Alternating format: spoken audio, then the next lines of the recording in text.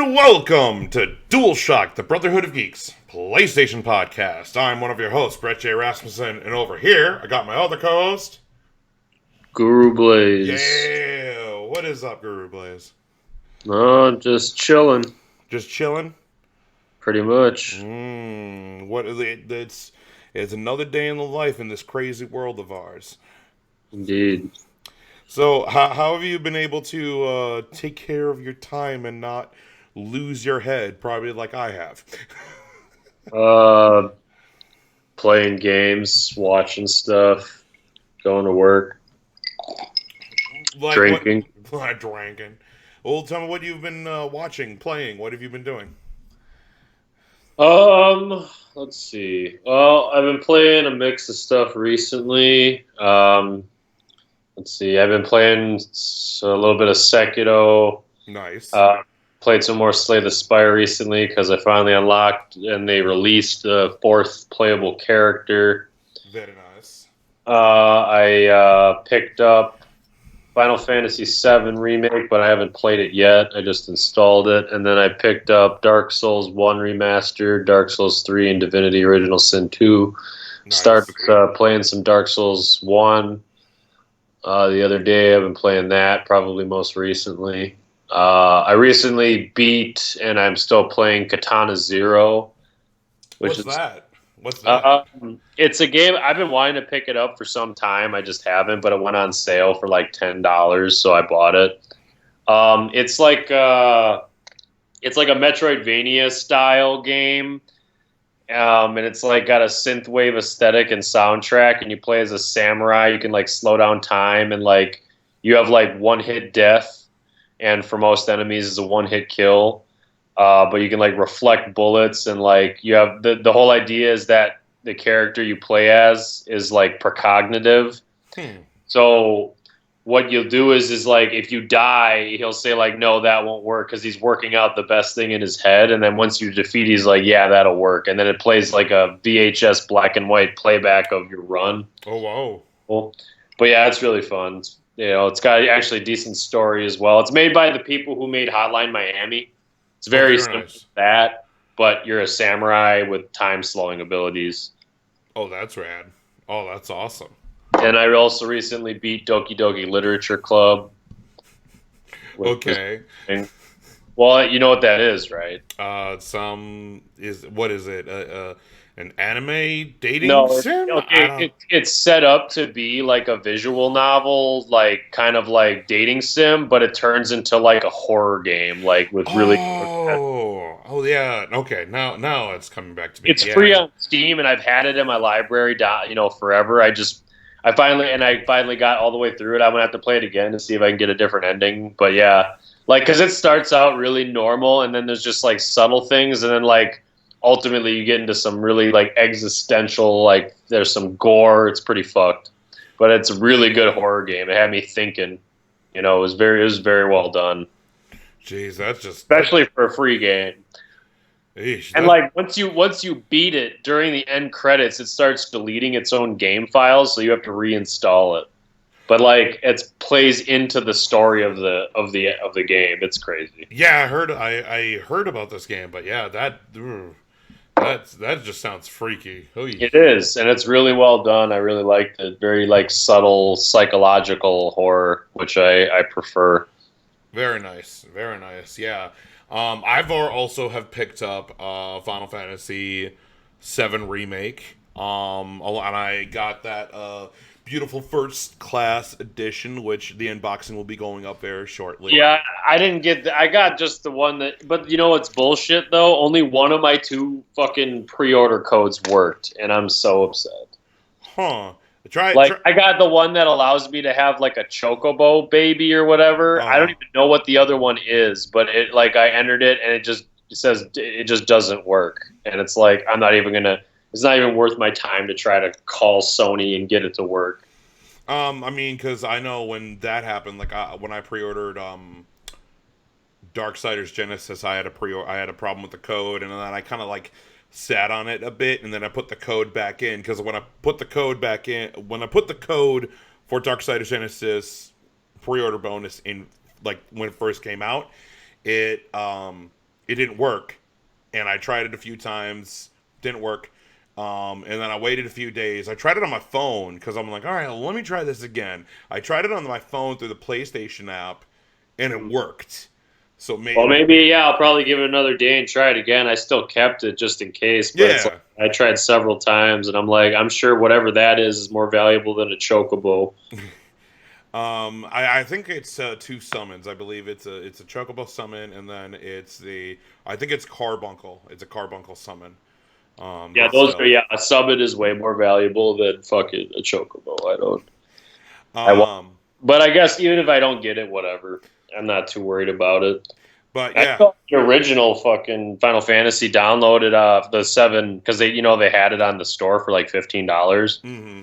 Yeah, I have that one. I played a little bit of it. I still haven't beaten it, but I love how they added in that you could just skip random battles, automatically go to level 99 as a toggle with like full limit break, and you can triple your walking speed so that you actually walk faster, like in game.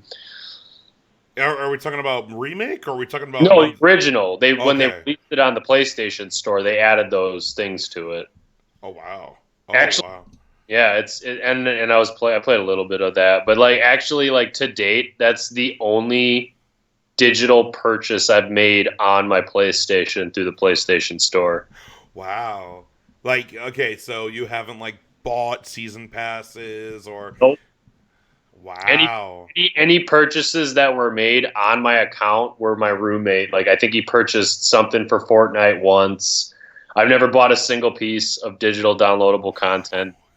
I'll, other than obviously my PC, like that's Wow. downloadables because That's I I'm mean, choice. maybe that's because like I am buying, like, my PlayStation is my system of choice. That's what I spend the most time on. Sure. Like I've Well, I spent spend the most time on it, but it's like obviously I'm not going to buy physical PC games. That's just a waste of time. mhm. But like when it comes to a console, because it's not like I'm ever going to be bringing my PC anywhere, or whatever. So like I prefer physical all around. So if I Mhm. can get it, I do. But yeah, that was the only. I'm not going to go out and buy a PS1 and then try to buy a memory card or the actual Final Fantasy VII game when it's available with those like nice additions to it, Oh yeah. like for $15. But yeah, to date, that's the only PS4 store purchase I've ever made. That's That's crazy. That's crazy. Wow. But yeah, no. So I picked that up. I have it installed. And I've actually been playing through Doom Eternal. Spectre did his review on it, and there are some things I disagree with him on. Um, uh, but for the most part, like it is honestly, I would say probably game of the year contender. Like it is ridiculously fun. I've only had like one glitch, like, and it was because a bunch of demons were coming to attack me all at once, so I got crowded up, and then like I was able to get through, but then I fell through. Like I broke the game like that. Like I that's what happened. Like I kind of like broke the game. So I just had to reload a checkpoint and it was totally fine. So it only happened to me once. But man, and it forces you to use everything. You have to use all of your guns. Um, Well, it, that's that I like when a game does that. I mean, and I do want to play Doom Eternal. I just didn't pre-order it. oh yeah, but Doom Eternal is ridiculously fun. Like that's a fantastic shooter. Like at first, like for me, I'm not used to the speed. You move so fast in that game, and I'm not used to those kind of like really quick twitch shooters. Mm. Which that's what it's based upon. It's like based off of Unreal Tournament and Quake and that kind Oh of thing. well, yeah, that's like they're part and parcel. Like I Duh. mean, like I'm pretty sure id made Quake and Doom. Yeah. So So like when I'm aiming, it moves so fast. I'm so not used to it. So it took me it was a bit of a learning curve for me oh to do sure. that. But once I got started, I'm like, okay, yeah, here we go, here we go, here we go. Because Um, I have beaten the 2016 Doom and I did quite enjoy that. this one's great. I've been having a fantastic time with it. And the multiplayer is Not bad. It's a 2-on-3. It's a 2-on-1, and it has some problems. Like, it is very much built around the campaign. The online is fun. Like, I didn't have a bad time with it. It wasn't broken or anything. Is it a bit unbalanced? Maybe, at points, but I feel like it's not completely unfair, if that makes any sense. No, I understand. Um, but yeah, for me, like, Spectre gave it, I believe, a 4.5 out of 5. For me personally, I would say it's a 4 if I would go ahead and, like, Sure. give my own score. But still, it's a fantastic game, and I honestly recommend it to everyone to play it. It's so much. It's just big, stupid fun. The story is fine, um, but that's not why I enjoy it. This one is very much a game based upon its gameplay, not Oh, of upon its course. I story. mean, so is the what every Doom preceding it has been, and that's what makes them good. Hmm. Um, yeah, seeing the Doomslayer Doom guy just kind of like do these like ridiculous things and over the top is absolutely Do you great. get any actual? Do you get any more personal story of him in this one? A little bit, a little bit. There is, I like some kind of origin story, like how he became, like how he got his equipment. Okay. It seems like, but like the story about Doom and everything, like it's very much just like demons have come to Earth. You need to stop them. Oh You need yeah. to do these things. Blah. Like that's Yeah. pretty much it. Right. Um, so yeah, no, I'm playing Doom Eternal. And yeah, I've been playing that. Been just kind of back and forth on a bunch of stuff. Played a little bit of Destiny 2 because that's kind of like my game to just kind of faff about in when I'm like, meh, I got nothing to play or whatever. Playing Resident Evil 3, which is great. What the Um, remake? yeah, mm-hmm. All right.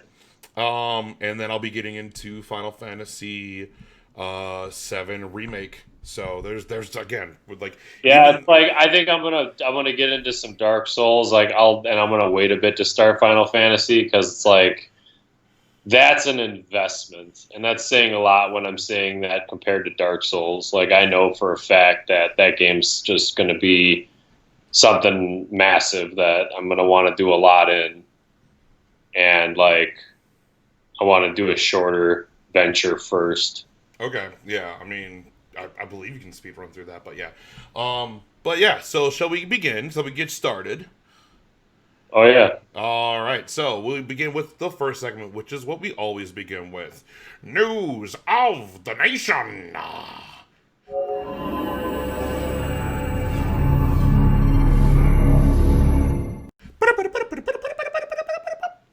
Yeah. Alrighty then.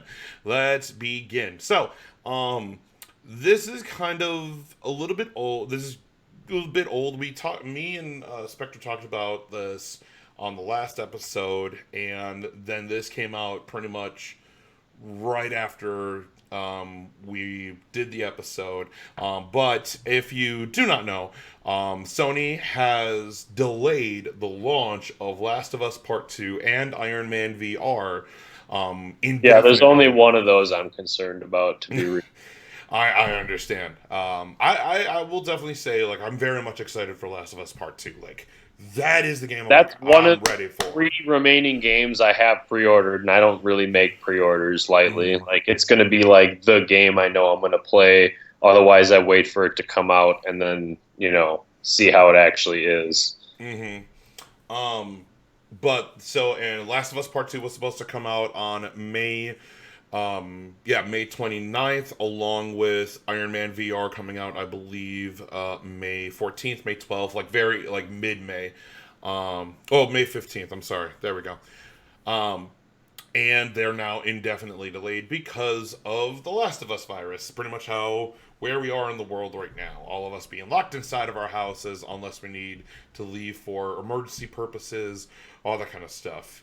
Um, but what has happened is that reported by IGN, um, uh, Sony, through their support portal, they pretty much, for players who pre-ordered the digital versions of Last of Us Part 2 and Iron Man VR, have all gotten refunds for their purchases through the PlayStation Store. Physical pre-orders haven't are there. Like, if you physically pre-ordered at a GameStop, Best Buy, whatever, those are still active. Those are still there. But if you digitally pre-ordered Last of Us Part 2 and Iron Man VR, those have been refunded completely. Just kind of go and continue. Just continuing on this, The Last of Us Part 2 director Neil Druckmann hoped on the official PlayStation blogcast, he answered a few questions about a potential digital release of the game, and he said that there has not been a final decision. The studio is pretty much at the 1 yard line in terms of the game's development. So they're just, and as me and Spectre have stated before, the game is pretty much ready. They're just polishing off the bugs, as as Naughty Dog put up in a post on Twitter. They're pretty much just fixing out the bugs, and they were ready to go in May. But because of this, they don't want to launch the game where maybe some people will get it, some people won't. People overseas might not get it. Or the fact that it would draw mass gatherings, which really can't happen. So it kind of, yeah, I mean, and then you could also, they even if they were to offer because like you said, they were funded the digital, because it's not like they couldn't release it digitally with no issues. Yeah, but they would also have to basically offer like here's the digital version of your physical game, and then if you ordered like a special edition of it that came with physical items that you weren't going to get, it's like it's basically them saying, it's like, well, you know what? It's not going to be some people can have it and others can't, simply because we could digitally put it out there. But then all the people who want it physically or have gotten special editions with physical items still won't be able to get theirs. And we'd have to basically say, well, if you want the game, you can get it digitally, like the other people who, got the digital copy, but the physical stuff still isn't going to, it's like, so they're just, that's exact. I mean, I would do the same thing. It makes perfect sense. It's a massive logistical problem. Right. And they're just trying to be fair, because it's like they could give the digital copy out, but it's like the people who want it physically, they want it physically and they know that. So it's just like, well, we're going to keep the physical ones active, and where they are, the digitals have been refunded just in case. Yeah. You can get it digitally again. It's going to be the same digital copy you had pre-ordered, Yep. And then the other thing is that with it's also part of spoiler culture. You know how, like, if you go to as soon as it came out, it would, they don't want to, have the story be ruined, like especially like given the first game, like that's what made it one of the best games ever made, is just this beautifully crafted narrative. And it's like, that's really why you want to get it. Like, the combat's probably fun, just like it was in the first one. It's just like how the Uncharted games got better and better. Yeah, because it's made by the same people. But it's like, if the story was spoiled for you, why would you even want to go pick it up anymore? You're not going to be able to experience it in the same way. And I mean, and that's kind. I think that's kind of a bigger reason. There's a bunch of other problems, but they could go, okay, launch it digitally, or we'll push it back. Maybe we'll push it until June, or we'll push it back into the summer. Maybe, who knows? But they're pushing back indefinitely. I think when all this is finished, when things can go to somewhat normal, maybe, if not, maybe completely back to normal. But I'm hoping that during this summer, when the government and the CDC and everyone, go, okay, we can kind of start opening things up a little bit. And that's maybe what's happening in June. I don't know. I mean, again, that's kind of the sucky part about where we're at right now, is that we don't know what's happening with the world outside of video gaming and really anything. But there's logistical problems, and then there's the spoiler culture about, if you don't go to see a Marvel movie the day it comes out, and you don't want to be spoiled, just avoid the internet. Yeah, exactly. If you don't want a spoiler. And then that's still not a guarantee. Exactly. If somehow your buddy has a Right. big mouth. You'll just happen to be in the situation where someone would literally spoil like the biggest plot twist or something. Hmm. And yeah, so and that's kind of the thing with this. So all it is saying that if you have pre-ordered it digitally on the PlayStation Store, you will be getting a refund. There is an email that will show up in your email, or at least to the account connected to your pre-order. You're going to be getting an email saying, "Hey, you're going to be getting refunded. We apologize." Blah blah blah blah blah. You know, the normal kind of corporate speak. So if any of you out there had pre-ordered digitally, you probably have already received it. But again, just letting you know if you haven't checked your email or anything like that. Let's move on. This one, I think this is some good fun news. This is some good stuff. This is some good stuff. Next on the next topic, Cyberpunk 2077 will be getting DLC at least as large as The Witcher 3's announced before launch. So this big, huge DLC is going to come out before the game. Well, not only is that a genius way to make a crap ton more money right away, but it's also like, yeah, we might as well because who knows? Like, and then you'll already, it's like if we have it done, it's not like we have anything else going on. So here you go. Mm-hmm. Honestly, I mean, how do you know? Is there a price on it? I was just about to go into that. So, there was a Polish language meeting with the investors of CD Projekt Red because it is a Polish company. One of the guys, the president, Adam Kaczynski, was asked about follow-on DLC for Cyberpunk 2077, which is set to be released in September 17th. Kaczynski asked how big the DLC and when they'll be announced. Kaczynski has revealed that players can expect the expansion size no less than The Witcher 3, considering that Blood and Wine and Hearts of Stone DLC from Witcher 3 was a combined for about 40 hours of extra content. The announcement of the DLC, they told investors to expect a similar scenario that we had for Witcher 3. They're currently developing the game. However, the developers stated that 2077 is mostly complete and the current work focuses on polishing the game before its September release. So it... I at least I thought, or maybe I'm misunderstanding. I thought that it's coming out, like the DLC is coming out before the game, but I might be wrong. Let me see. They've also That wouldn't make much sense, but I mean, I guess if they wanted to do it that way, people could pre-purchase the DLC before the actual game. But I don't think many people would do that because if the DLC requires the main game files in order to operate, then you'd basically be buying something you can't play. Mm-hmm. Well, the way, like, if from what I kind of understood, and maybe I'm wrong, that the DLC, if it's coming out beforehand, it would be kind of like setting up for Cyberpunk, so you're eased in. But I could be wrong. I'm kind of looking into that.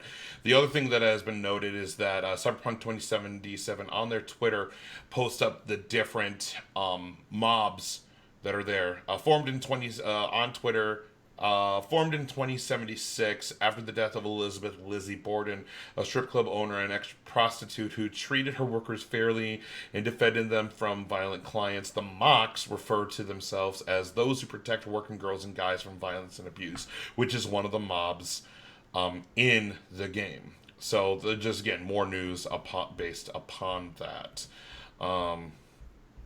So regardless if it's coming out before or after, like, all it says is that the potential length of it is going to be 40 hours, or about the size of Witcher 3. Not to mention how big the game itself is probably going to be. Mm-hmm. They just come out with some 4-disc monster. I wouldn't be surprised if that's the case. And I'd be surprised if it was still $60. Oh, the game? No, like I would think the game for, like, if this DLC, I would think it's either going to be expansions. No, I'm talking about the main game. Oh, the main game is going to be $60. Like the main game in and of itself is not even counting extra content. They have already stated that there are two versions. There's the standard and collector's edition. That is it. There is no middle of the road ones, and the standard is $60. Fair enough. And you get a bunch of free stuff, just like Witcher 3 from beforehand. So Right. I'm just musing like if it was like a 4 disc game. Like, can you imagine just like opening that up and seeing 4 PlayStation 4 discs, and you're like, this is gonna suck up my whole life. oh, I know. Oh, I know. Tell me about it. That'd be absolutely crazy. Um, It's almost intimidating. It's like, what do I even want to start this? Like, yeah, I know. Because what if I forget what disc I was on? I'm You just, know. oh yeah, I'm just want to just double check if it has been stated that just double checking to see, because right now it just states that it's the size of it. Oh sure. Um, Oh, I highly doubt it's more than disc. I'm just joking. let's see. I just want to. I'd say like two tops, like a Red Dead, Final Fantasy VII, like where one's just a straight up data disc and then one's a disc to play with. Okay, okay. I was misunderstanding the announcement. It's not that the DLC comes out before the game. The game comes out first, but normally what games do is that they announce the game comes out, then they announce DLC. This time around, they're just going, there will be DLC. This is what it is, and they're announcing it before the game comes Oh, out. that dude, but think marketing wise, dude, they're just basically saying, yeah, here's this whole huge game that you're gonna like. We probably could sit on the DLC for as long as we want, despite the fact that you know it's there. Or it's like even after you've gotten like your first bunch of hours from obsessively playing it in, there's already that 40 plus hours of content is like on its way. Mm-hmm. So it kind of continues the playability of the game even before it becomes an issue. Yeah, yeah. So I mean, that's again, CD Projekt Red is one of the most highly respected publishers and developers out there. I mean, um, I know a little bit about them, but yeah, they're basically just great people who just make great games and want everybody to have a good time playing them, and that's pretty much it. yeah, and that's awesome. I'm very very happy about that. So I. I really do hope that this game, like, I want this game to come out, and I really do hope how good this game could be. We've had some good games come out. We've had, Doom Eternal, Resident Evil 3 Remake has been very good. And we have other games on the horizon coming out. Final Fantasy VII is out right now. So, yeah, we're like, it sucks with kind of what has happened, how a lot of things have been put on pause and have been delayed or whatever.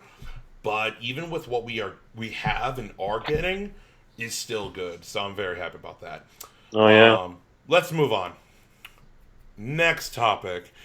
The ESRB announces a new ratings label for loot boxes. According to the official ESRB website, they have put up an article which introduces a new, quote, interactive element, the in-game purchases. Pretty much what it's stating is that they have kind of reworded on the ESRB rating on the back of boxes. So it would be like E for everyone, T for teen, M for mature, so on and so forth. Right. It will tell you what it would be. Under it, what they have done since 2018 is that it just says in-game purchases. Nothing else. It just says in-game purchases. That could literally mean DLC, loot boxes, microtransactions, whatever. Now, they have changed it. It says if it has loot boxes, it says in-game purchases, in parentheses, includes random items. Excuse me. Throat is dry. So because of everything that has happened since 2018, since Battlefront 2 and everything else, like, there's been a lot of pressure put on the ESRB and PEGI for doing this kind of thing. With the ESRB, which is in the US, this is our rating system that we use. They are now doing the random items, includes random items. What do you think about this? I know we have talked about almost en masse about this, but what do you think about them now putting this on the back on their labels for it? I think it's a good idea. Honestly, I mean, for me, it's like, I mean, that's something you should know.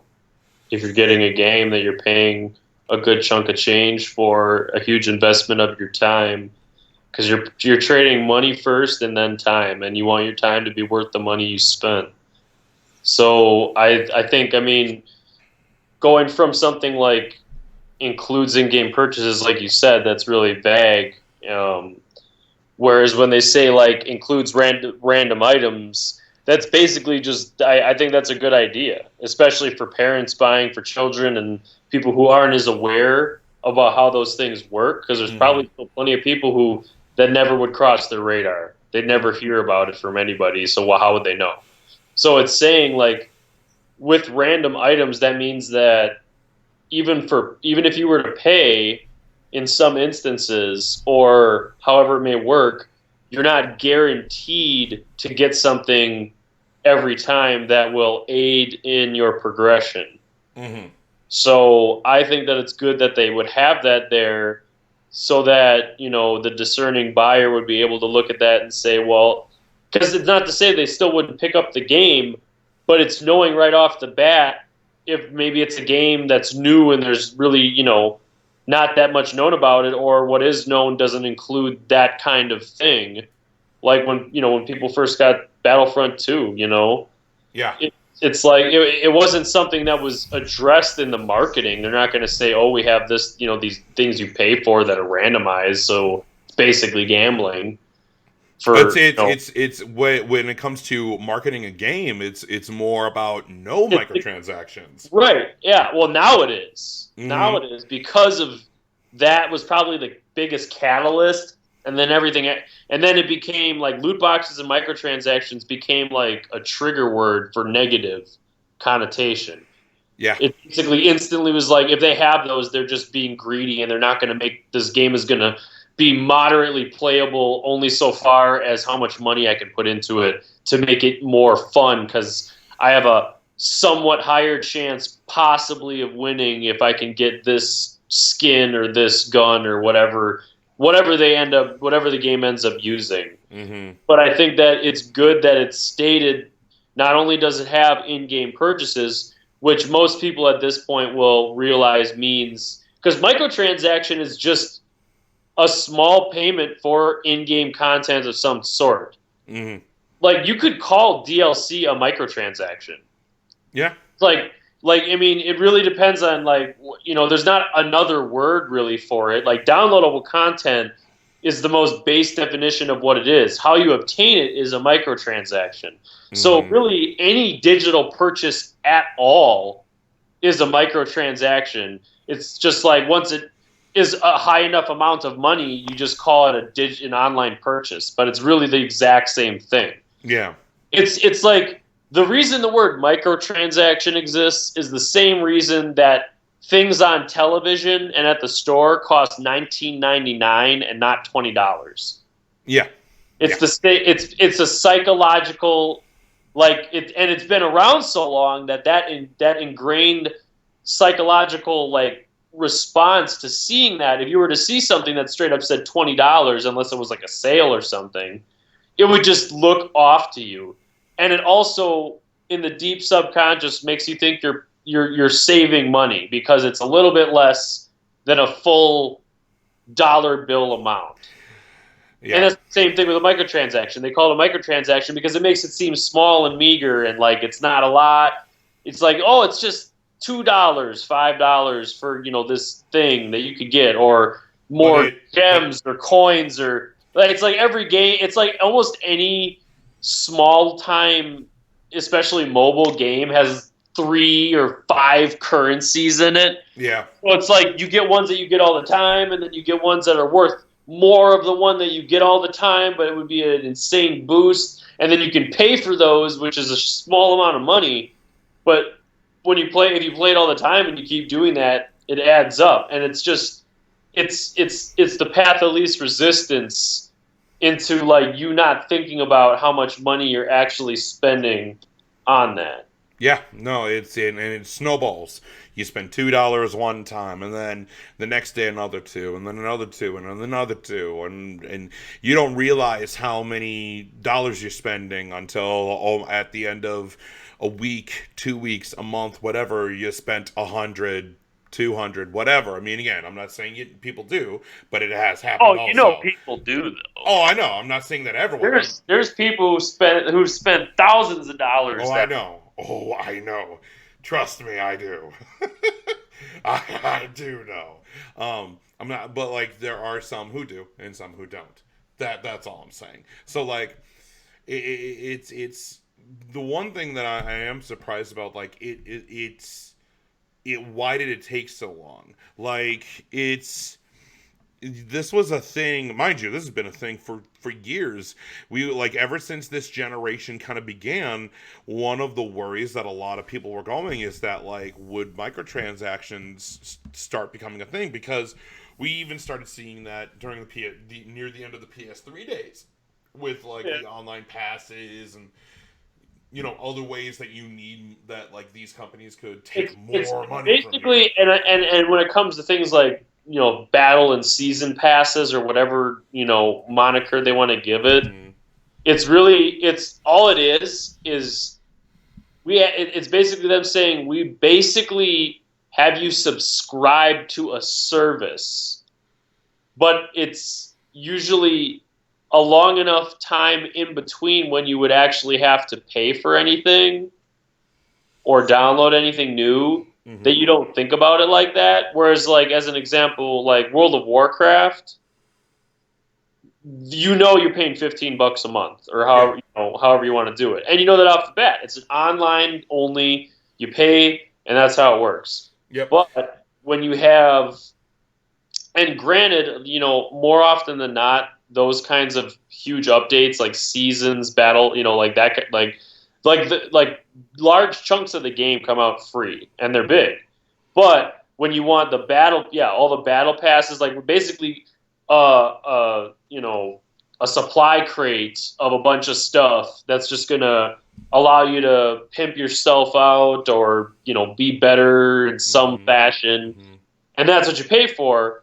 And then when new ones come out, but it's like, and you don't have to get it. But it's like if you do, it's spread out enough where you don't really think about it either, but it's usually a larger amount. Mm-hmm. So it's the exact opposite of what a conventional like microtransaction would be, Yeah, as me too. opposed to a whole lot of small ones. You do a very few amount of larger ones, but you still basically you just get more at one time, and it's just this whole psychological aspect to not it doesn't happen often enough or isn't like impeding or hindering enough on your finances that you think about it. Yeah, it's just I'm the article also brings up like why now, because it breaks it down into different pieces. So it's like why now, what does this new notice mean, so on and so forth. Like if this is definitely more built for parents who don't parents or people who aren't in the video game, who don't follow the video game industry as intently as we do. And it even states in the why now is that apparently, to just kind of break it down, it just says that they needed to formulate data upon this, and that in-game purchases notice to ratings assigned to physical games. Many game consumers and enthusiasts, in parentheses, not necessarily parents, have reached out to us, the ESRB, asking for the ESRB to include additional information to identify games that include randomized purchases. And That's exactly what I'm saying. See, I mean, it's pretty ubiquitous knowledge now because it got so big. Mm-hmm.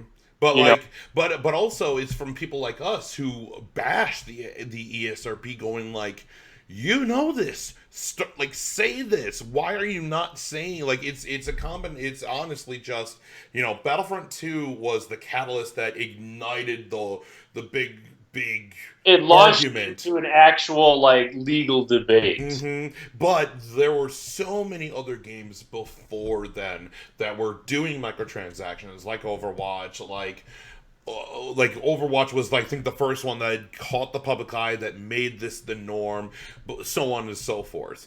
But then But again, that's an online only game too.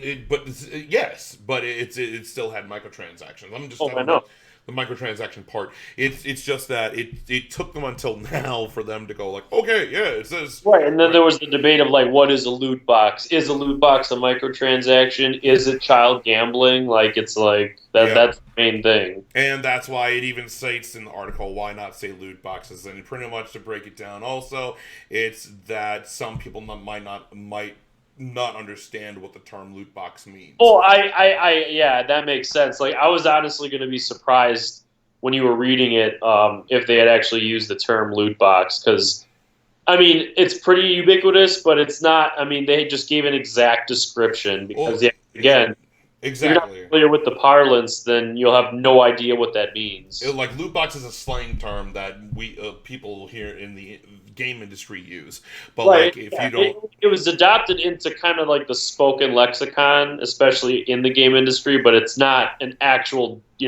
dictionary description of what it actually entails. yes. But yeah, I know we spent a lot of time on that. So, but hey, I guess loot boxes, I guess, are here to stay. All right, that's all the news that I have. It's been again another dead week, but that's because we're all locked in our houses. Yay! I mean, my life's pretty much unchanged. Well, I mean, I mean, as far as like what I would be doing anyway. mind you, the world is made out is now made out of bricks now, or like we're stuck in the house. Like, but anyway, I don't know. Yay, virus. Anyway, let's move on. Let's go into our PlayStation conversation. PlayStation. So, Guru Blaze. There Yeah. was one big thing that has happened this past week. Have you seen the new DualSense controller? Yeah, I'm looking at it right now. Oh my god! And what do you think? Okay, on a very fundamental level, I love it aesthetically, Mm-hmm. and we can go into depth on it, but the thing I'm going to just say right now, Right now. they forgot to fix a fundamental flaw of the DualShock design. Which is what? They mostly stuck to. And Which that's the bottom triggers, man. They need to learn how easy it is to just set down your controller and then it presses your trigger buttons because it just pushes on it with its own weight, as opposed to like the Xbox controller, which has triggers within a casing that has a hard, like there's no soft pushable surface touching when you set it flat. Mm-hmm. And that's the only complaint I've ever had with their controllers. There literally has been, and again, it might not happen constantly, but it has happened more than enough times where I'm in a game where if I set down my controller, like literally the other day, I was playing Dark Souls. I set my controller down and it pushes the accidentally pushes the trigger because there's nothing but the trigger holding it. So if you hit it at the wrong angle, the weight of it just pushes it. And I accidentally killed an NPC that was important. And like it's like fuck, man. Like I don't understand how that hasn't been a complaint. Like it happens more often than I needed to, where that'll mess up something just by setting it down.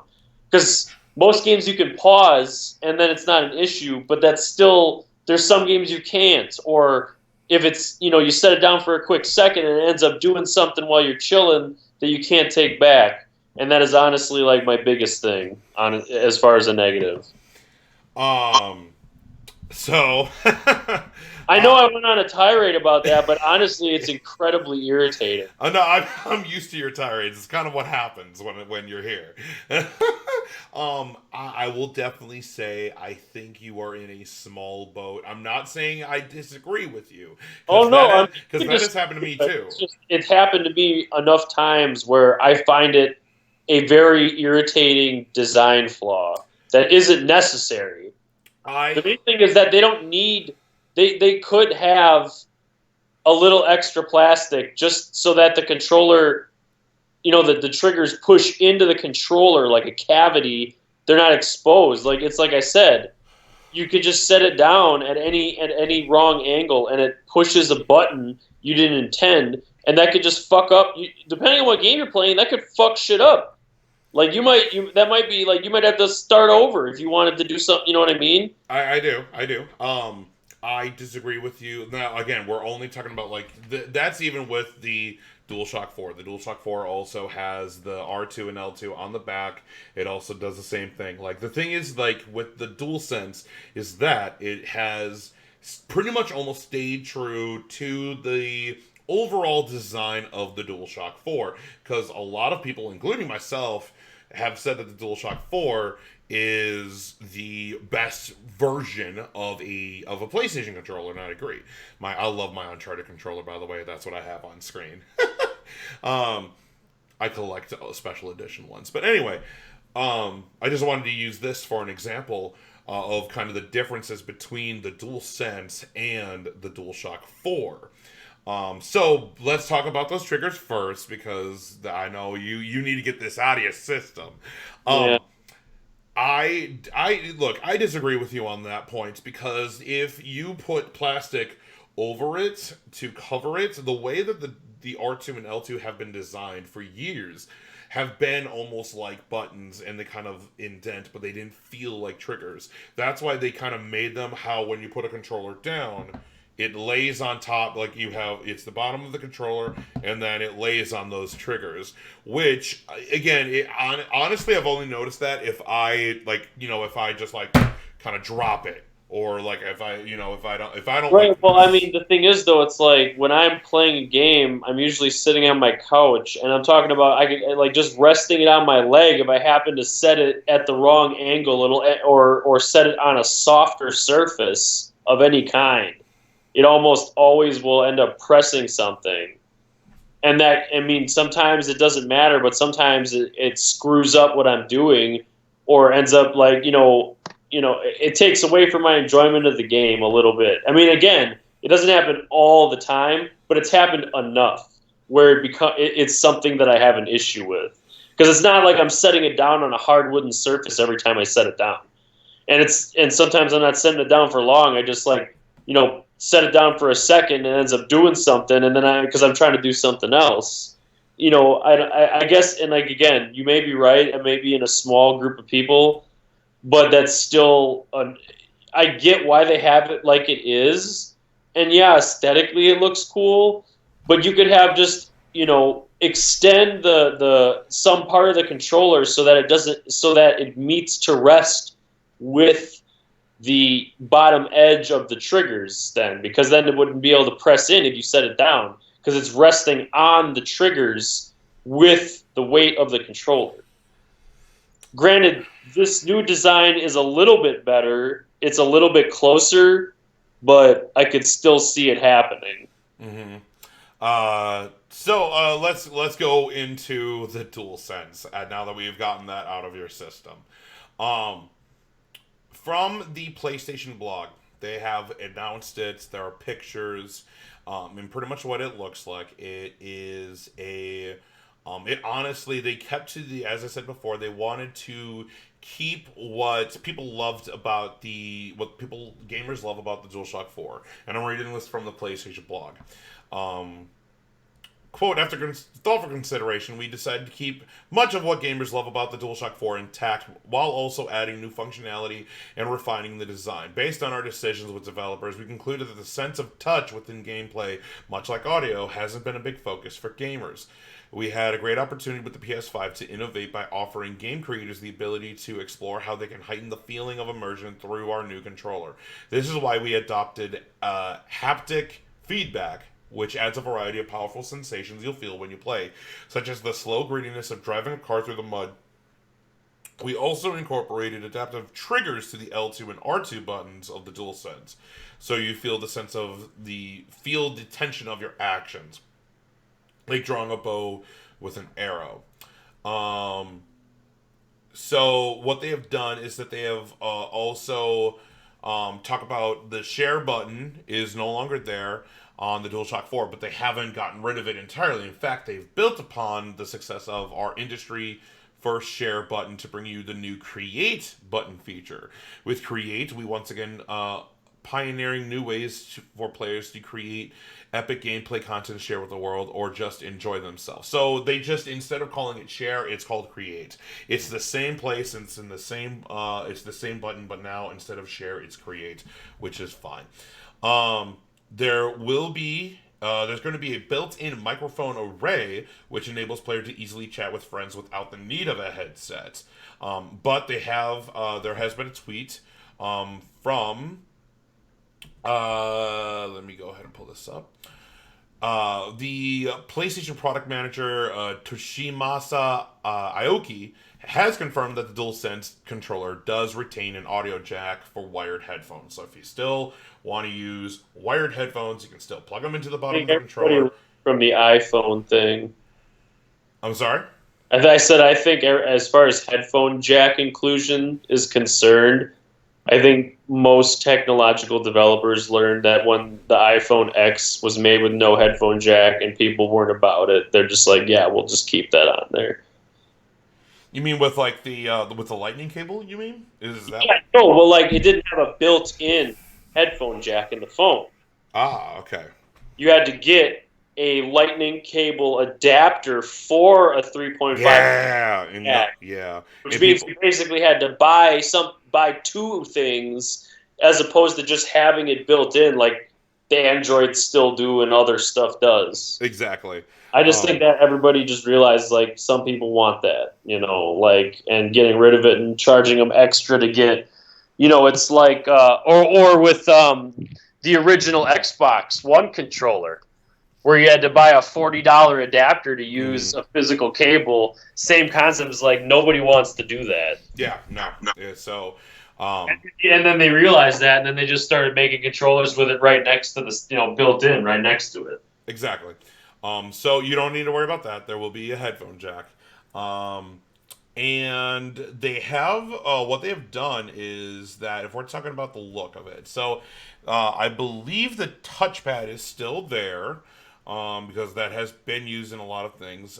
Because if I'm looking at the controller, what they have done is that the light that's in front of the controller has now been moved to the side. So the way it works is that on DualShock 4, I'll go ahead and pull this up. So on the DualShock 4, you have your light, which it like turns colors and whatever if you're depending on the game and how it's developed. If you take damage, if you're full health or whatever, where you're at, it changes color, or if it just is the color of the player. So if you're player 1, it's blue. If you're player 2, it's red, so on and so forth. And then on the newer controllers, there's a light on the top right here, and they put it on newer controllers. This is a little bit older. This is the first model. But now what they have done is that on the DualSense, they have actually put it on the side. So you have the touchpad right here. So I'll use this as an example. So the touchpad is right here. What they've done is instead of it having on the front right here, they've actually put it on the sides of the controller next to the dual pad in the pictures that have been shown from the PlayStation blog, which I love that. I honestly like that way more. And then... well, as with the whole design, it's much more minimalistic. Mm-hmm. It honestly looks like if you turn the portal gun into a PlayStation controller. The other thing is that there have been fans who have done mock-ups of what, like, different ones. So, like, I saw some that, like, stuck out to me. I saw a God of War one. I saw a Marvel Spider-Man one. So, oh, yeah. I mean, if I took this image right now, I could easily Photoshop the crap out of it. It's perfectly taken, white background. This is playground. Yeah, I mean, like...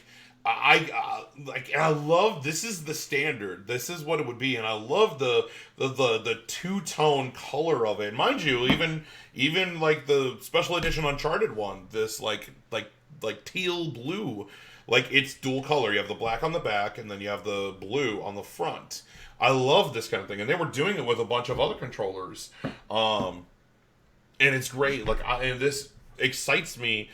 For just, like, I can't wait to see, like, a year, 2 years, 3 years from after the PS5 comes out, what kind of special edition systems they would have and how they would be designed, and then the controller, how the DualSense would look with the two-tone colors on that, and I love it.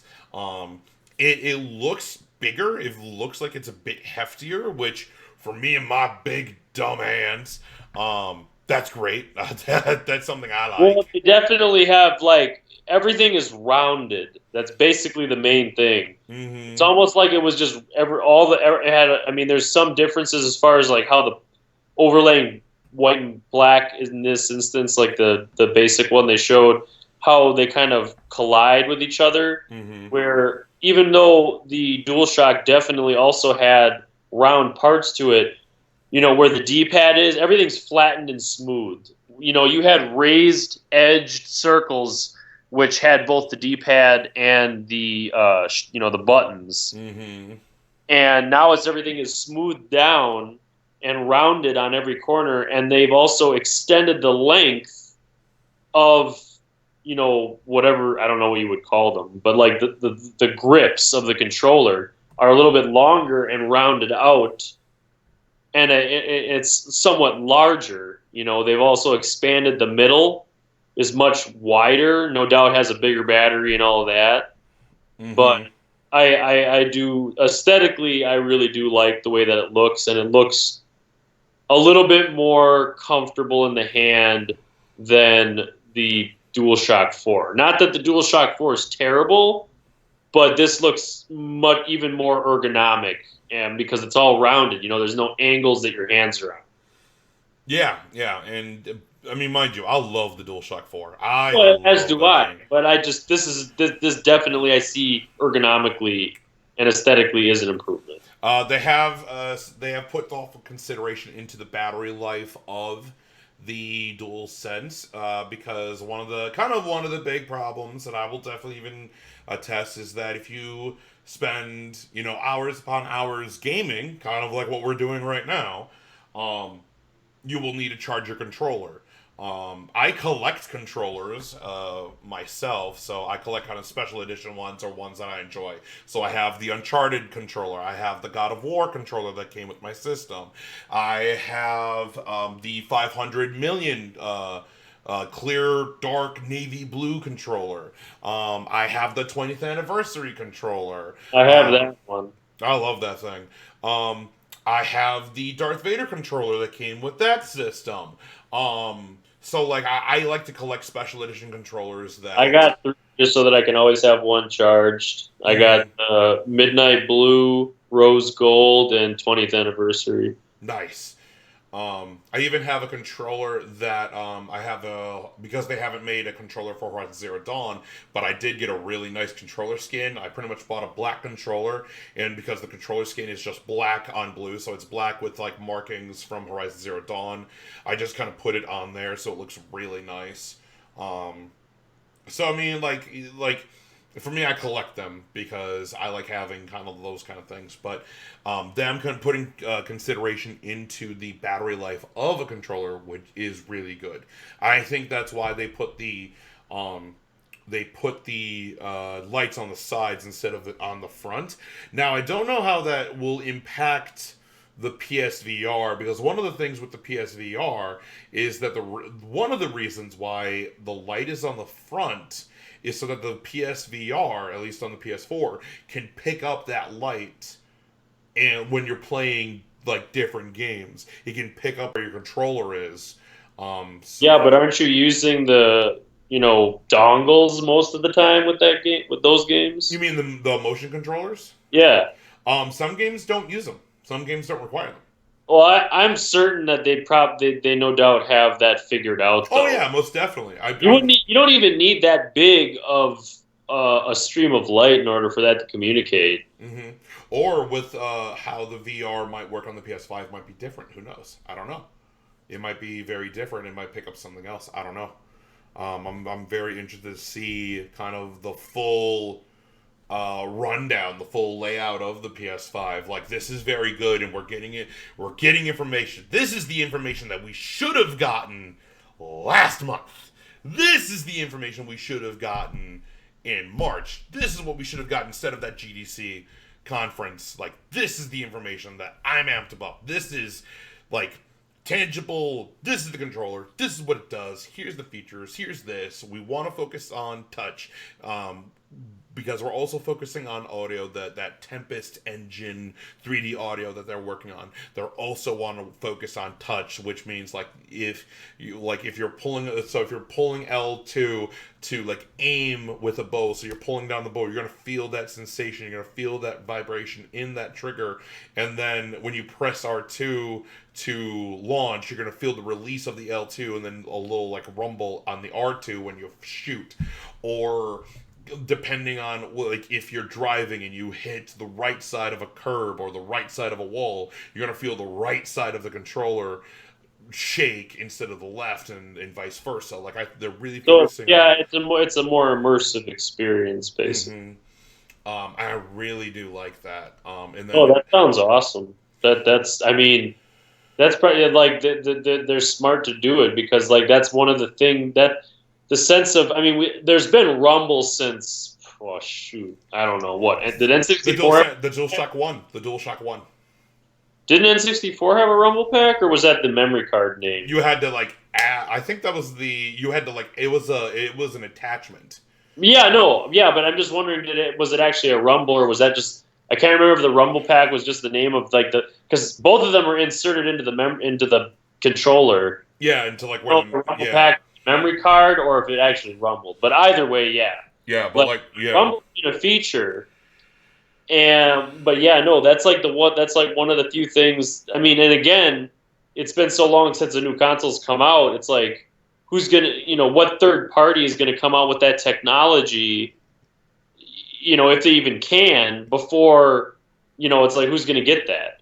Yeah. So when it comes out with a flagship system, not to mention that, just thinking about it, that's one of the few real frontiers in not only gaming as a whole, but especially in controller design, that haptic feedback, and basically what you would buy a professional gaming steering wheel for a game for. The same concept of feeling weight and tension, and more subtleties and nuances in the way that it gives you feedback based off of what you're doing in a game. Yeah. That's definitely technology that hasn't really been delved into to any huge degree by anyone of note, or at least any bigger name that you'd hear about. Yeah. And I believe for Xbox, the Elite controller can do that, but it's only in the triggers. You can only the triggers vibrate.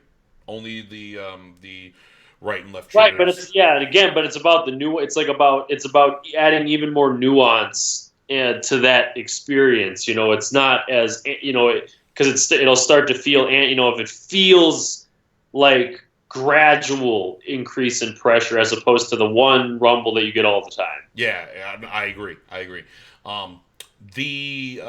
With them talking about how you can speak through the controller, you don't need a headset, you don't need to plug it in. You can literally, if you and I wanted to play and I wanted to talk to you, but I don't have these headsets or whatever, I can just go ahead, turn this on, go into a party chat without the need of the PlayStation camera, because I even have the camera because I have the VR.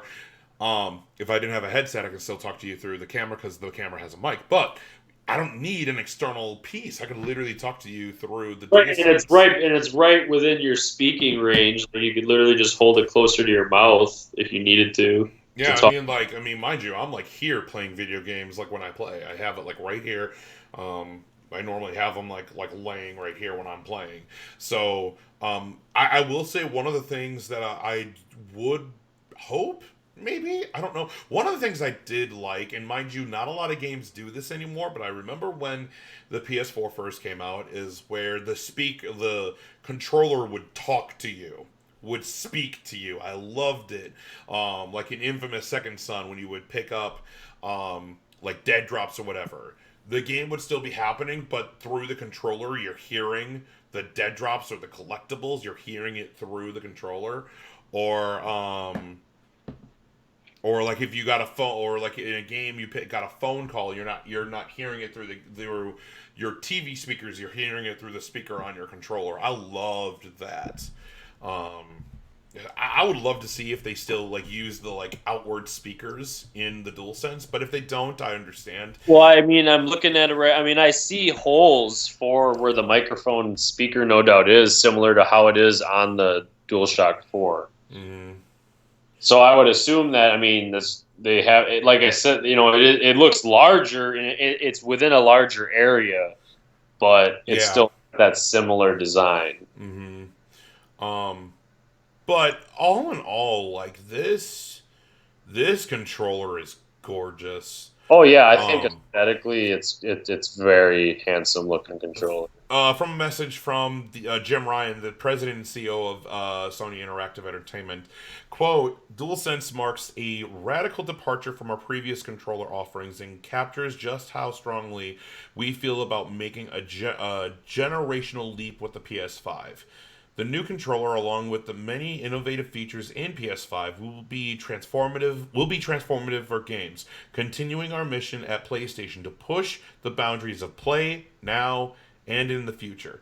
To the PlayStation community, I truly want to thank you for sharing this exciting journey with us as we head toward the PS5 launch in holiday of 2020. We look forward to sharing more information about the PS5, including the console design, in the coming months. So, like, soon, we're going to be getting to this. Mind you, we're now in, like, almost mid-April, about mid-April, and, like, May's next month. June, like, we're coming into summer, and like we got to prepare ourselves for this. And I don't know, like this is going to be an odd, crazy, weird year because like when the PS5 and the Xbox One first came out, those were gone in an instant. But now, like there may or may not be shortages because these systems are made overseas, and with the Last of Us virus kind of shutting everything down. Have they yet released an official price? No. That And that's is another thing. It's like, how much is it going to cost? And is like, in the times we're in, like, are you going to, is that a justifiable purchase for something purely entertainment? the price is the one thing that they are keeping so close to the vest and they're waiting to see what Microsoft is doing because this again, like the heads of Sony and Microsoft can go ahead and say like, oh, we're buddy, or oh, this and all that, but this is still competition. But by definition, they're competitors. Oh yeah, your competitor, like like for people like us, we may buy other consoles at the same time. Years from now, we'll buy one console and then we'll buy the next one a few years after or whatever.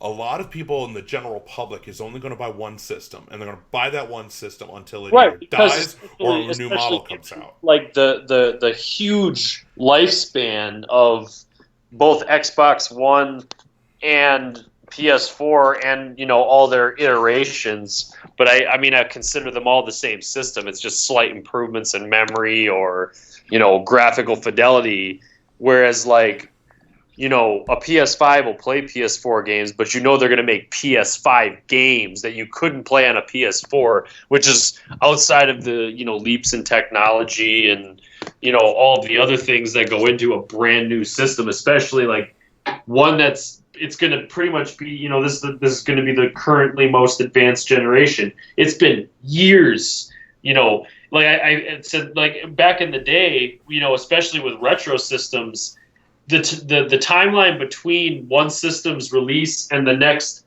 completely different system's release was far less than it is currently. Mm-hmm. Like how many years has it been since between the PS4 and the PS5 compared to the Super Nintendo and the N64, or the NES and the Super Nintendo? Well, actually, the launch between each generation has been about the same as this generational leap, which is about 6 to 7 years. The only reason why the PS3 and the 360 felt the longest is because we actually fell into a recession. If, like, let's say, for instance, we were in the middle, like the PS5 and the Series X were 2 to 3 years away from now, and this happened, the Last of Us virus has hit, we probably wouldn't be getting those systems. We probably would get another year or two on top of that. But because of the recession that happened in 2008, 2009, it pushed back the launch of those systems and push those back. You know? Yeah, I get you. I suppose I don't know. I mean, yeah, and that sounds right, but I guess it just seemed like much shorter intervals to me. No, I get you. I get you. I understand that. Or at the very least, maybe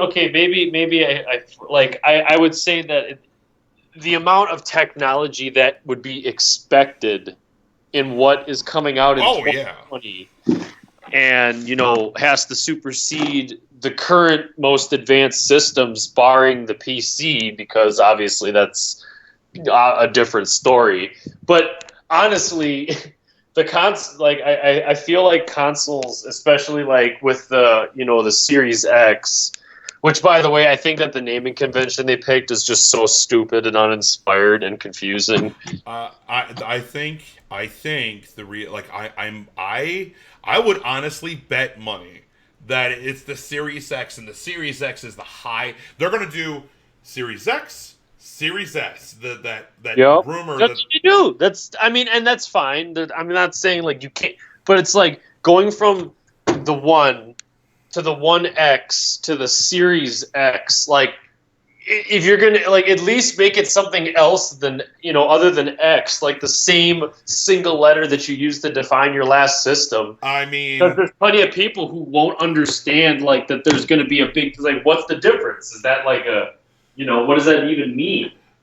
I mean, I guess, and I get it, but I mean, I guess PlayStation was lucky and they just picked 1, 2, 3, 4, 5. They didn't.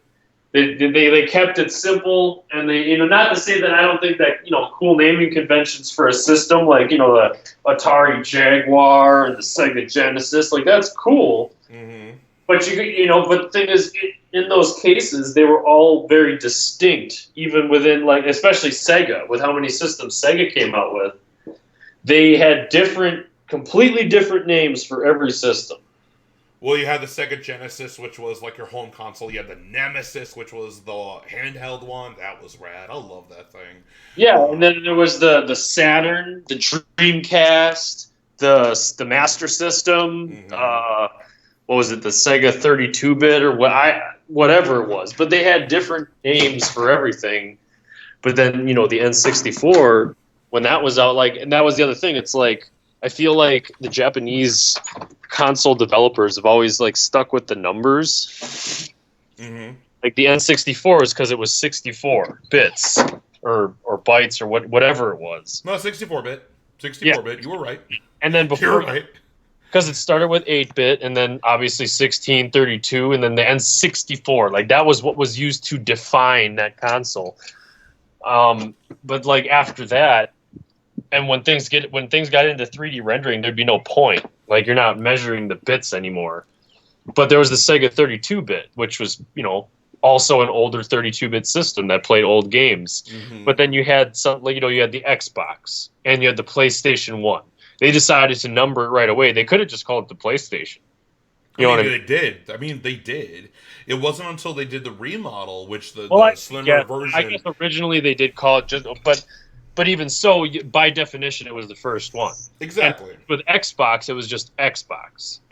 And then it was Xbox 360, and it was rounder, and that was cool. It was it wasn't just Xbox 2, it was the Xbox 360. Just to give it that whole different connotation, the roundness, the psychological, this has graphics that are beyond even the Xbox's capability. Well, I think you had I think one of the this is my last point, because as a designer as well, the PlayStation logo is my favorite logo, and I also think that the way that the letter P, PS, they've just worked it. I like PS2. It just has and even the third one, and especially now with 5 because of its resemblance to the letter 2. When you write it in a certain way.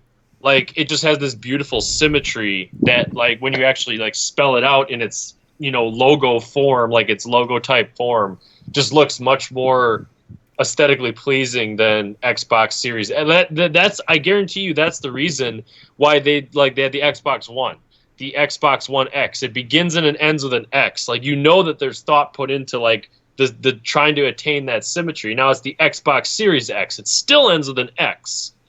Even if they like, make another version later that they throw an S on, you don't think about it. You know what I mean? Well, that is true, and I would believe that.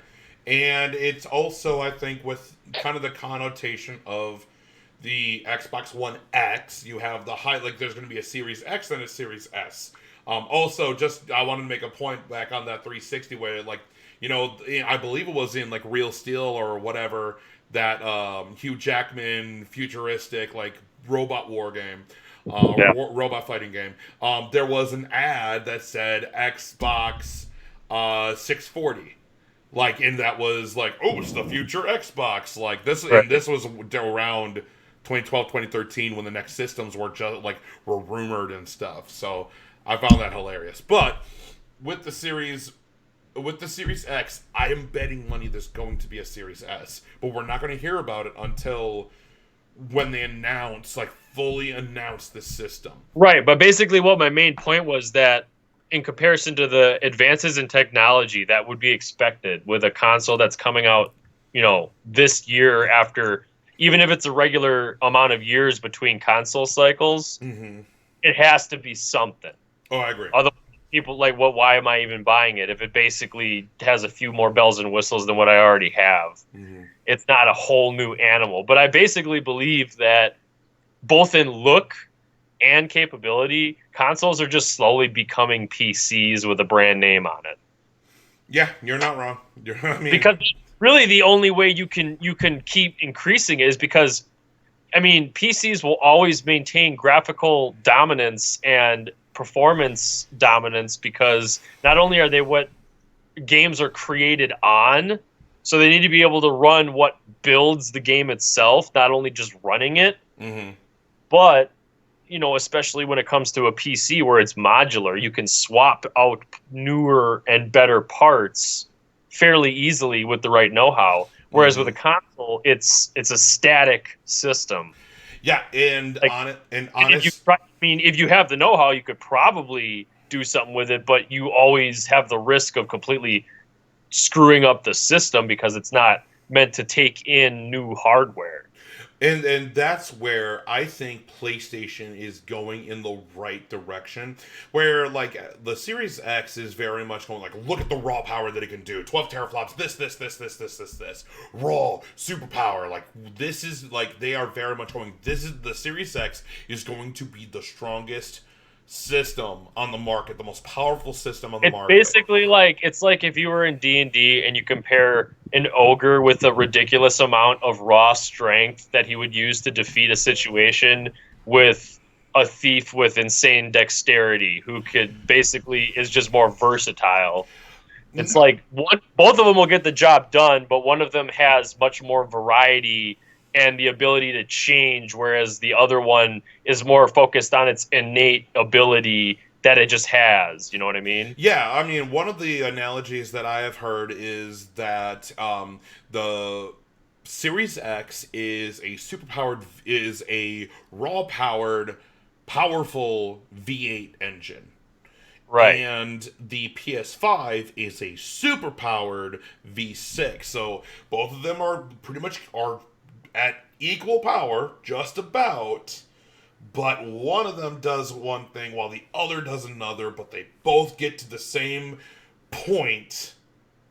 They all, Right. like, the way they get to that point is just in different ways, but they both are able to do. It's like like you said, it's like a modded V6 as opposed to just a straight up V8. Which, we're not talking. Obviously, fuel efficiency isn't something you can really correlate when it comes to an electronic system. But even so, like it's basically like you have one that's very powerful right off. It could do insane amounts of things, but you have another one which is, if not equally as powerful, it makes up for that in its versatility. It has more. It has more of like nuances in its technology.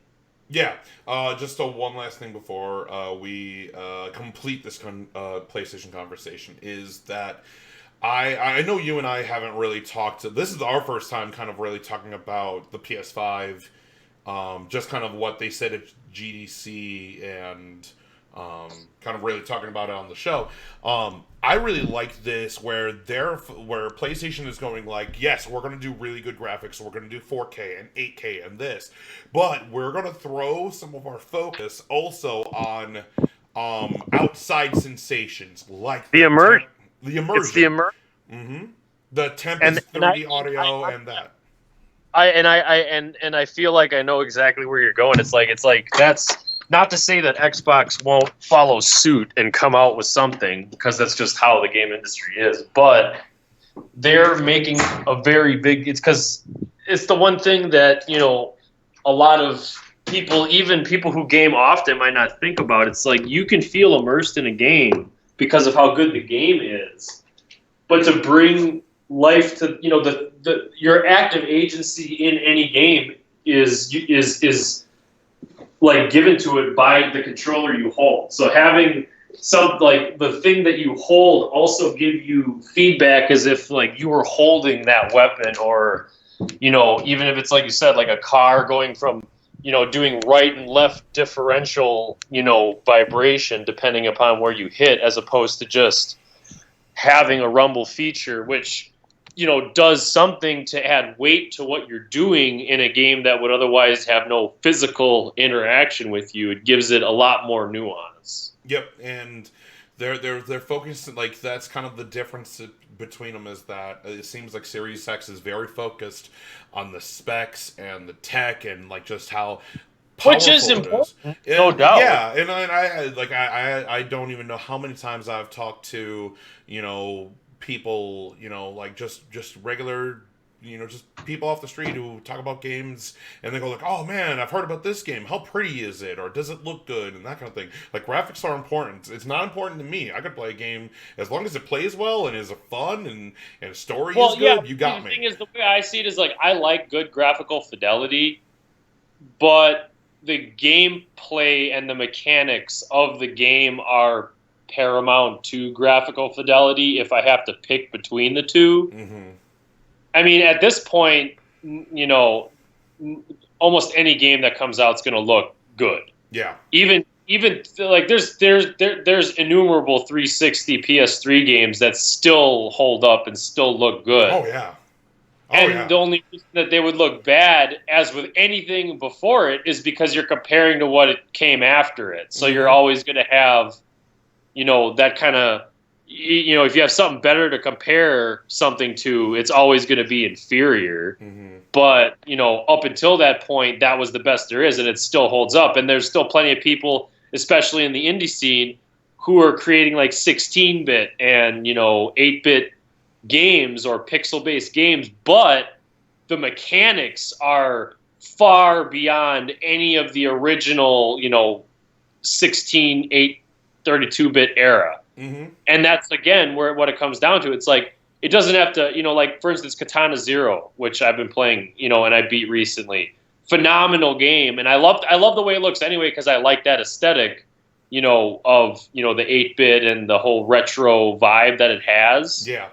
But the mechanics of the combat are like flawlessly smooth. And not to say that there aren't old games that again still hold up, like Super Metroid or Castlevania 4 or any given Mario game. But again, those have much simpler mechanics. The ability to add, especially in a 2D space, the mechanics, if they're flawless, like even if you were going into the game thinking, oh, this game doesn't look as gorgeously pretty with all the polygons that I'm used to, if the gameplay is fun enough, you won't care, because that's what's going to ultimately bring you back to it. Of course. I honestly, I think you and I could probably talk about this for That's forever. another conversation. I mean, at like the basics of like what makes a good game. Oh yeah. Essentially. And honestly, I would love to see maybe when stuff is kind of like lulled down. There isn't maybe if there isn't any big news. I honestly would love to kind of talk about, like, have you, me, and Spectre, because me and Spectre have talked about the specs of the PS5 and the Series X and the differences between them, and he has a very different opinion, I believe, compared to you, Guru Blaze. So I think you and Spectre, I would love to see what you and Spectre kind of where all of our opinions lie when all three of us are together. I would love to hear that. But well, essentially, what it comes down to is a form versus function debate. No, I get you. And for me, but like ending with this conversation, this controller looks gorgeous, and I'm excited. I am so excited. Oh, yeah. I'm ready for the PS5. Like seeing this controller, this is exactly Not what to I mention needed. the console itself looks badass. Like in And people have done mock-ups, like all right, so if this is what the controller looks like, I think this is what the system looks like. So, and we're going to be getting that very soon. So, but the winning factor is going to be that price. That is going to be the winning factor about. Well, that usually is the winning factor throughout the history of gaming. Oh yeah, most definitely.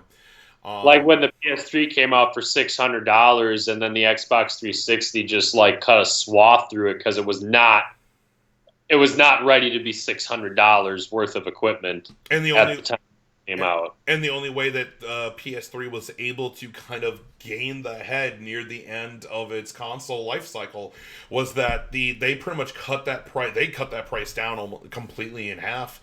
You could buy. The 60 came out at like $400, like about, and you're talking like a difference of $200-$300 between two systems that have not only a lot of the same games, but the PS3's online was far inferior to Xbox Live.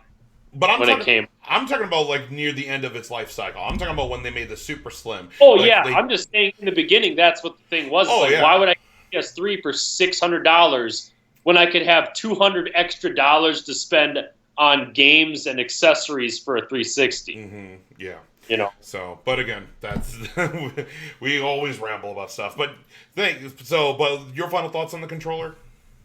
I mean, I think that they're going in a wonderful direction with it. Again, my only real complaint is the trigger thing, and that may only affect me, but like that's it. Other than that, I think aesthetically it looks great. It looks a lot more ergonomic, a lot more rounded corners. I like the way that they move the light. You don't need a light on the front if it's not necessary, and it will also drain far less battery, as well as the fact that the battery life is no doubt much longer. Built-in microphone, and the haptic feedback and the whole idea of increasing immersion through what you actively control your agency in a game with, that you don't really think about. Like the controller becomes an extension of yourself when you're playing a game more often than not. Like unless a QuickTime event with a button comes up or you're playing a rhythm game, but even then, you just memorize where everything is. You don't think about the controller anymore because you're not, you get a rumble here and there depending on the game you're playing, and that can bring it into your conscious mind that the feel, but you're still not focusing on the controller itself. Not that you should be, but it's going to add all of those subtle feedback things that with especially having it in the triggers. No doubt, like just the feature of the rumble itself is much more versatile, and it has a lot more ability to give detail about the world that you're in. And I think that is the future of controllers, no doubt. Like I feel like them putting focus into that is very exciting, and I'm very, very excited to play a game that fully illustrates like all of the things that they say it can do. Yeah, no, I'm definitely looking forward to it. But guys, thank you so much for watching. Please let us know if you guys are excited for this controller, because this controller looks gorgeous. I love it. Guru Blaze loves it, outside of those triggers. But, and let us know if you have the same problem as Guru Blaze does, because I think he'll be happy. I feel like I can't be the only one. Like, again, it's not all the time, but it happens often enough, and it has screwed me over in certain circumstances. No, I get you. Through no fault, and it's just like I want to be, and it's like with the 360 controller too. Like they have it comes down to a point, and the trigger rests within that above the setting surface of the controller. Whereas the DualShock 4, as well as this one, have small ridged flat parts of the trigger button itself, which is what the weight of the controller rests on. And if you don't put it on a flat, hard surface, you have the chance of them just pushing. And if I'm playing a game like Dark Souls or something where I can't pause, and I end up killing an NPC because it accidentally swings the sword into him, and I'm like, well, what now? I have to start over because I can't bring him back to life. I can't. There's no save points in this game other than the bonfires, and those don't affect NPC. And again, it's probably a specific thing, but I feel like it's a worthy ergonomic issue. It looks slightly better on the new one, and it's and again, it doesn't affect me often, but it's something that'll irk me when it does. I get you. Yeah. But guys, thank you so much for watching. Please let us know what you think about pretty much what we've been talking about. If you guys are excited for that DualSense controller. But guys, thank you so much for watching. If you haven't already, please subscribe to the channel, youtube.com/Brotherhood of Geeks. You can also follow us on Facebook, which is facebook.com/The Brotherhood of Geeks. You can also follow me and the guys on Twitter at DualShock'd. That's the name of our PlayStation podcast, DualShock'd. They can also follow us on Twitch at twitch.tv/Brotherhood of Geeks. Oh man, Guru Blaze. I'm excited for the PS5. I'm ready for that system. I'm ready to hear about some of these new games, and I'm hoping to get some new exclusives outside of Godfall, whatever it is. So hopefully something big. So. Oh yeah, no, I'm excited to see what the bundle's going to be. Oh, I agree. There's going to be like a Grand Theft Auto 6 bundle because that's already being worked on, or a Skyrim 6 bundle. Like, there's going to be. I mean, people have been going like, "Oh man, you delayed Last of Us Part 2. Just tell us the real reason you delayed it. You delayed it because it's going to be on the PS5." And I'm like, I mean, yes and no. It's probably going to be on the PS5, but they're still going to release the PS. They're still going to make an insane amount of money on PS4 copies, especially since you can play PS4 on PS5. Well, they're going to release it on the PS4, and they're going to release like a complete edition, like Last of Us. Right, and then they'll release a PS5 super special edition that's going to probably have better graphics, or again, maybe they'll come out with a definitive edition or whatever on the PS5 after it's been out. Exactly. So yeah, anything else from you, Guru Blaze? No, I think I've said my piece. Beautiful. All righty then. Well then, I'm Brett J. Rasmussen. I'm Guru Blaze. And as always, live the play together. We'll see you guys next time.